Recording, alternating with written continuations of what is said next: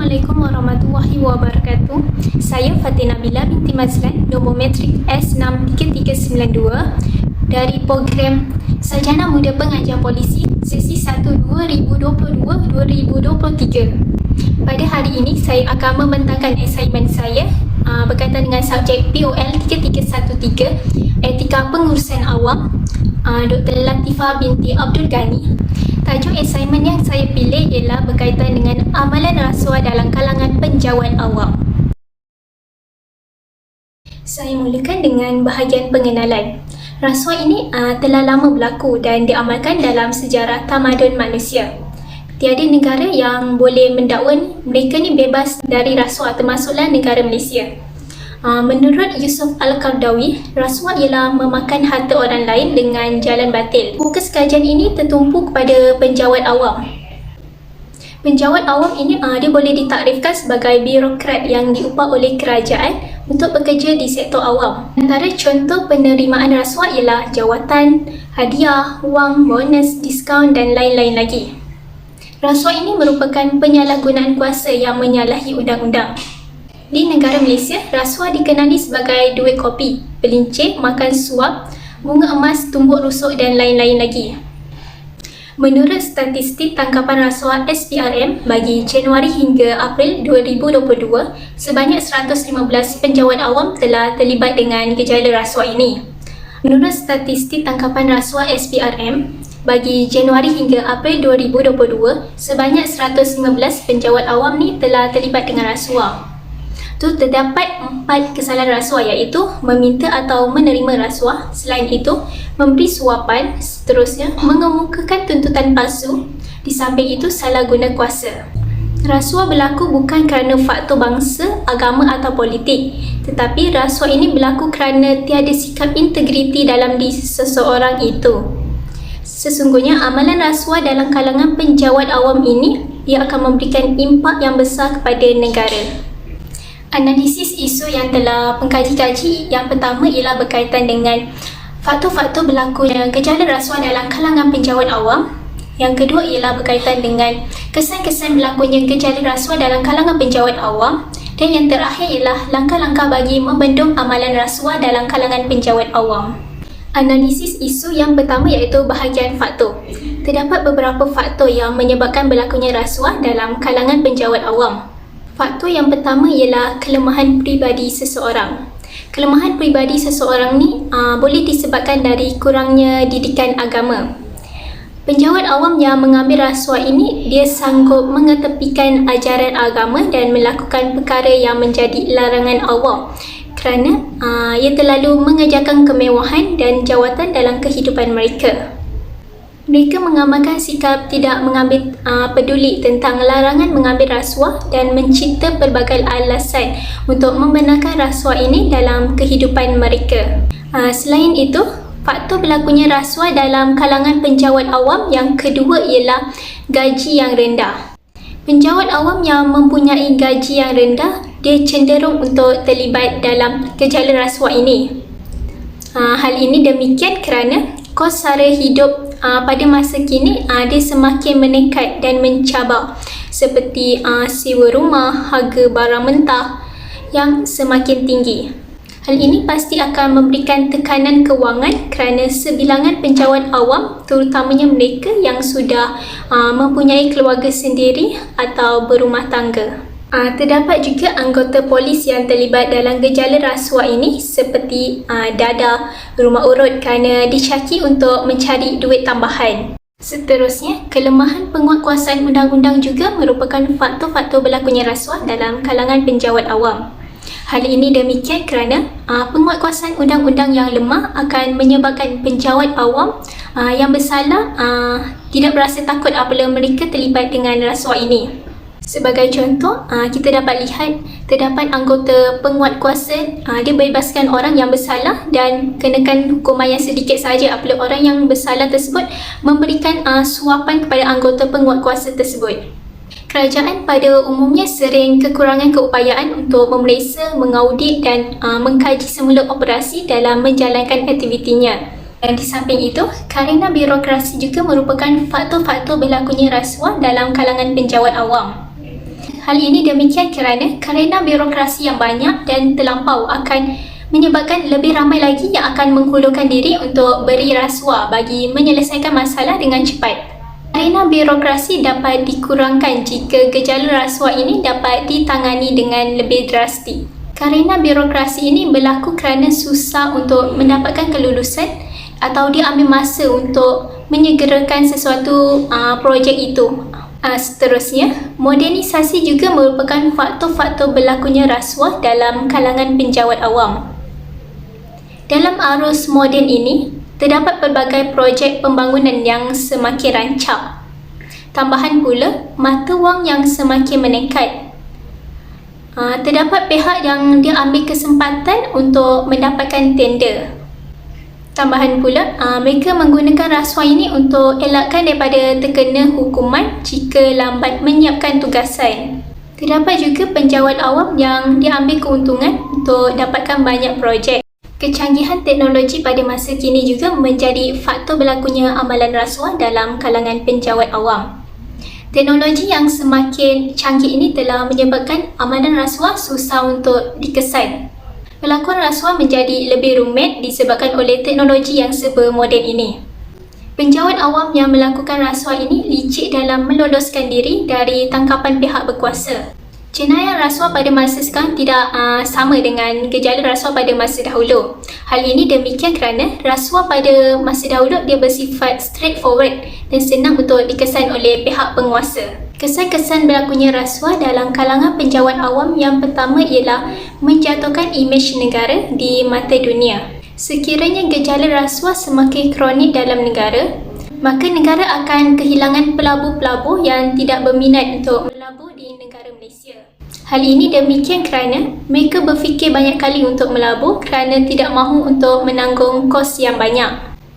Mereka tidak berkeyakinan untuk melabur di negara Malaysia. Selain itu, kesan-kesan berlakunya rasuah dalam kalangan penjawat awam yang kedua ialah menjejaskan pertumbuhan ekonomi negara. Daya rasuah yang berterusan akan meladaikan lengkuk pertumbuhan dengan lebih laju. Hal ini demikian kerana kos untuk melakukan pembinaan seperti jalan raya, sekolah, taman reaksi memakan banyak kewangan kerana kos rasuah dia diambil kira. Oleh itu, kerajaan terpaksa untuk membatalkan hasrat untuk membina projek yang telah dirancang kerana kekurangan modal. Hal ini akan menghasilkan bangunan dan infrastruktur yang tidak bermutu serta dia akan mengancam nyawa. Tambahan pula, banyak projek pembinaan yang akan tergendala yang tidak dapat disiapkan kerana perbuatan rasuah yang telah diamalkan.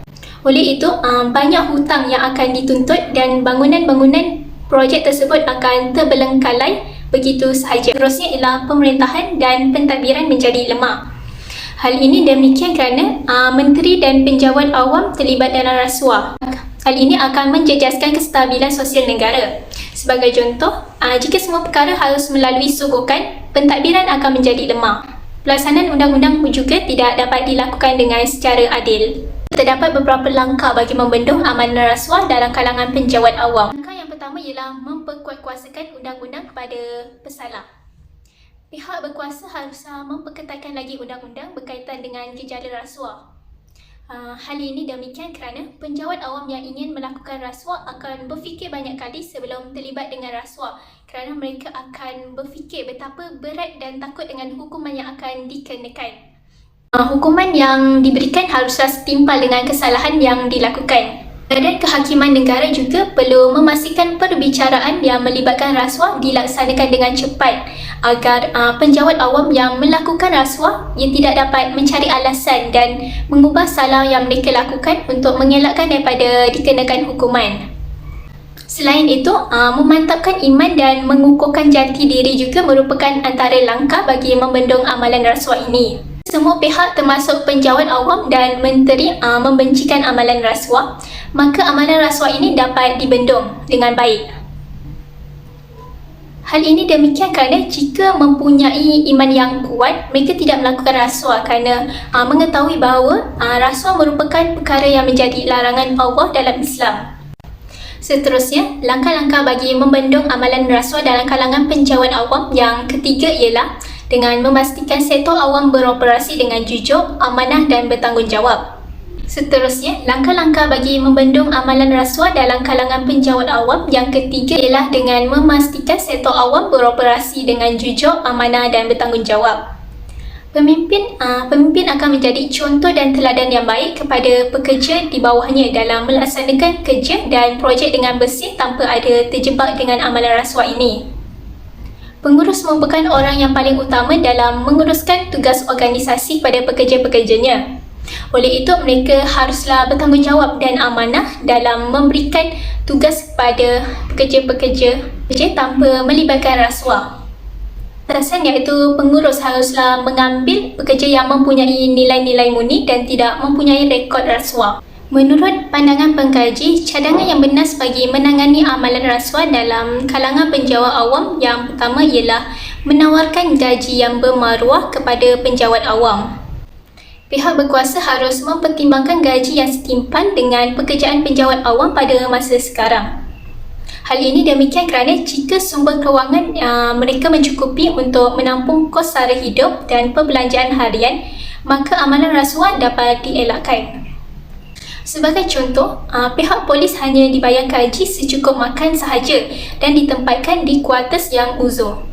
Tidak mustahil mereka tidak terlibat dengan gejala rasuah kerana kedesakan hidup yang menyebabkan mereka terpaksa untuk menampung kehidupan mereka. Selain itu, cadangan yang benas mengikut pandangan pengkaji bagi menangani amalan rasuah dalam kalangan penjawat awam yang kedua ialah kerajaan negeri dia mewujudkan hubungan dengan unit integriti di setiap jabatan. Misalnya, mengadakan kursus berkaitan dengan penyalahgunaan rasuah dalam kalangan penjawat awam. Melalui kursus yang dijalankan ini, mereka dapat menambahkan pendedahan berkaitan dengan amalan rasuah yang semakin meningkat ini. Mereka boleh mengedarkan risalah-risalah berkaitan dengan salah laku rasuah. Ikrar bebas rasuah juga boleh dilaksanakan agar penjawat awam berjanji agar dapat mengelakkan diri mereka daripada terlibat dengan amalan rasuah ini. Ikrar bebas rasuah ini dapat mempamerkan sifat keterbukaan kepimpinan sesebuah organisasi di samping menunjukkan bahawa tanggungjawab gejala rasuah ini bukanlah hanya terletak pada Suruhanjaya Pencegahan Rasuah Malaysia sahaja. Ikrar bebas rasuah ini merupakan program pendidikan anti rasuah yang mempunyai keberkesanan yang tersendiri. Mewujudkan saluran aduan yang berkesan juga merupakan pandangan pengkaji berkaitan dengan langkah bagi menangani amalan rasuah ini. Setiap jabatan mesti menyediakan saluran aduan yang berkesan untuk warga kerja bagi mengelakkan amalan rasuah. Mereka haruslah tidak mempunyai sifat kasihan terhadap penjawat awam yang melakukan rasuah kerana ianya sememangnya melanggar undang-undang. Cadangan pendapat pengkaji berkaitan langkah bagi menangani amalan rasuah dalam kalangan penjawat awam yang terakhir ialah mewujudkan tadbir urus yang baik. Tadbir urus yang tidak baik akan menyebabkan organisasi tidak dapat berjalan dengan lancar dan seterusnya akan menjejaskan prestasi penjawat awam tersebut. Rasuah ini dia berkait rapat dengan integriti. Oleh itu, penjawat awam haruslah membudayakan amalan integriti yang baik dan tinggi dalam setiap pekerjaan yang mereka lakukan. Tadbir urus juga boleh dikukuhkan melalui kawalan dalaman dan mekanisme check and balance dalam sistem serta prosedur kerja. Tadbir urus yang baik dia menekankan beretika, fokus pada pelanggan, ketelusan, accountability dan integriti. Kesimpulan yang dapat saya rumuskan ialah langkah-langkah yang sistematik penting bagi membolehkan amalan rasuah dalam kalangan penjawat awam ini dapat dibendung. Oleh itu, semua pihak haruslah bekerjasama bagi mengatasi amalan rasuah ini dalam kalangan penjawat awam. Angka-angka yang dilaporkan bukanlah paparan sebenar jumlah kesalahan berkaitan dengan rasuah kerana pada dasarnya kegiatan rasuah ini ia dilakukan secara bersembunyi. Dalam mengatasi amalan rasuah dalam kalangan penjawat awam ini, pelbagai aspek perlu diambil perhatian. Pihak yang bertanggungjawab iaitu Suruhanjaya Pencegahan Rasuah Malaysia dia perlu peka dan memikirkan inisiatif baharu bagi membolehkan mereka sentiasa ke hadapan bagi mengatasi amalan rasuah ini. Sekiranya amalan rasuah ini sering diberi Sekiranya amalan rasuah ini sering diberi peringatan tentang bahayanya amalan rasuah ini, sudah pasti amalan rasuah ini tidak mampu untuk menular dengan lebih banyak lagi. Sekian, terima kasih.